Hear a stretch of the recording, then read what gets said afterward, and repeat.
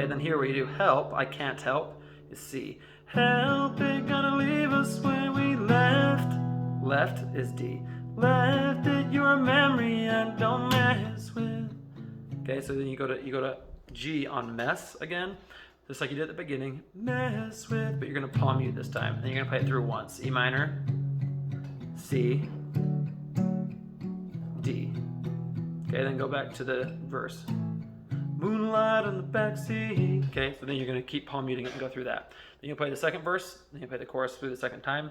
It's pretty much identical. Then for the bridge, you're only gonna do C and D. Okay, so you're gonna do C. You can just do down, down, down, down, down, down, down, down. See on O, oh, it's a good turn and into you. Like is D, like this. But girl is C. Girl, let's see. Girl, I'm close as I can get. Okay, can get is D. Get. All right, so you do C on O, and then you do, it's gonna run it into you like this. You could do this too. You could just do like single strums. Like this, but girl, I'm close as I can get. But girl is C.